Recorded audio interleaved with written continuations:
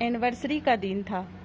पति और पत्नी में छोटी सी बात को लेकर के कहासुनी हो गई थी और बात इतनी बिगड़ गई कि पति ने गुस्से से दरवाजा को पटक के ऑफिस के लिए निकल गए और पत्नी ने घर में शोकेस के कांच को तोड़ दिया। पत्नी ने तो ठान लिया था कि आज मुझे खाना नहीं खाना है। ऐसा करते करते सुबह से शाम हो गई। फिर पत्नी को ध्यान आया कि क्यों ना एक कदम मैं ही बढ़ाऊं, क्यों ना इस झगड़े को ख़त्म करूं। अगर झगड़े को ख़त्म करना होता है तो उसको मैनेज करना पड़ता है। ये सोचकर पत्नी फ्रेश हुई, उठी और सीधे किचन में गई। किचन में जाकर उसने केक बनाया, स्वीट्स बनाया, बहुत सारी चीज़ें की तैयारी कर ली खाने की, अपने पति के पसंद की। और ये सोचकर बना रही थी कि जब उसका पति आएगा तो उसको फूलों से वेलकम करेगी, उसको सरप्राइज देगी। तभी अचानक से दरवाजे की घंटी बजी। पत्नी दौड़ के दरवाज़ा खोली। जैसे उसने दरवाज़ा खोला उधर घर में फ़ोन की घंटी बजी। पत्नी ने दौड़कर अपने रूम से फ़ोन उठाने गई। उसने जैसे फ़ोन उठाया उधर से आवाज़ आई कि हेलो, ये राहुल जी का घर है? तो पत्नी ने बोला, जी मैं राहुल जी की वाइफ बोल रही हूँ। जी बोलिए, क्या बात है? तो उधर से जो फ़ोन पे आदमी था वो बोला कि यहाँ पास वाले रेलवे स्टेशन के पास जो हॉस्पिटल है आप वहाँ आ जाइए। पत्नी को आश्चर्य हुआ, ऐसा क्या हुआ? पत्नी बोली, क्यों, क्या बात है, बोलिए। उधर से जो फ़ोन पे आदमी था वो बोला कि देखिए, मैं बताना नहीं चाहता हूँ, लेकिन अगर नहीं बताऊँ तो भी प्रॉब्लम हो जाएगी, इसलिए मैं बता रहा हूँ कि आपके पति का एक्सीडेंट हो गया है और एक्सीडेंट में उनकी डेथ हो गई है और रेलवे स्टेशन के पास वाला जो हॉस्पिटल है उसी में वो एडमिट है, तो आप प्लीज़ मिलने आ जाइए। पत्नी शॉक हो गई, उसके हाथ पैर कांपने लगे, घबरा सी गई अचानक से और सोच रही है कि ऐसे कैसे हो सकता है, ऐसा तो हो नहीं सकता है। फिर पत्नी पूरा घबराई हुई है। तभी उसको अचानक से दिमाग में ख्याल आया कि अरे पति तो घर में है। और वो ये बात सोच के फ़ोन को साइड में रख करके हॉल में, रूम में, किचन में, हर जगह नज़रें दौड़ाई, लेकिन उसको पति कहीं नहीं दिखे।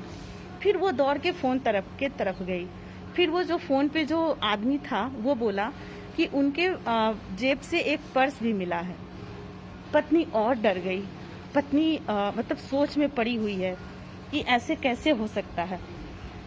कई बार ऐसा होता है कि कोई इंसान मरने से पहले या मरने के बाद उस व्यक्ति से मिलना चाहता है जिससे वो बहुत प्यार करता है, उससे एक आखिरी बार मिलना चाहता है।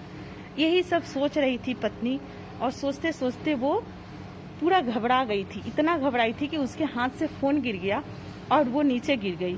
जैसे वो नीचे गिरकर रो रही थी वैसे अचानक से बाथरूम से आवाज़ आया, अरे सुनती हो, जरा चाय तो बना लो, आज का दिन सुबह से ही खराब है। सुबह झगड़ा हो गया, ऑफिस के लिए गया, रिटर्निंग में मेरा पर्स और फ़ोन दोनों चोरी हो गया।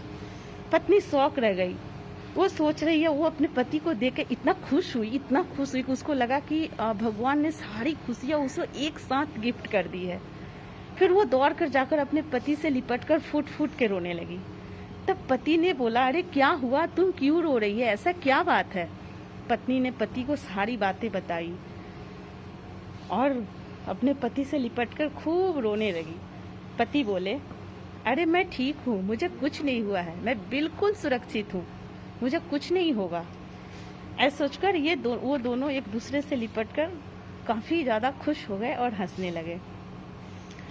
तो दोस्तों, कई बार लाइफ में ऐसा होता है कि हम अपने लाइफ पार्टनर, अपने रिश्तेदार, अपने दोस्तों के साथ ऐसी लड़ाई कर लेते हैं जिसका कोई हल नहीं होता है और किसका आखिरी दिन कब हो ये पता नहीं चलता है। इस पत्नी को तो भगवान ने एक मौका दे दिया, क्या पता हमें मौका दे या ना दे।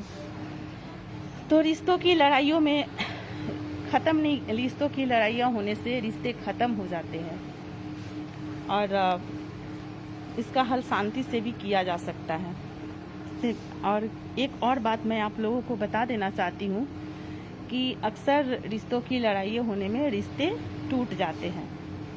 तो दोस्तों, प्लीज़ जिस तरह से इस पत्नी को भगवान ने एक मौका दिया, वैसे ही हर इंसान के जीवन में हमेशा खुशियाँ बनी रहे, ये मेरी शुभकामनाएं हैं। और दोस्तों, अगर ये वीडियो आप लोग को मेरी पसंद आए तो प्लीज़ आप लोग इसे लाइक, शेयर और प्लीज़ सपोर्ट ज़रूर कीजिएगा। आप लोग की सपोर्ट की बहुत ज़रूरत है मुझे। Thank you so much.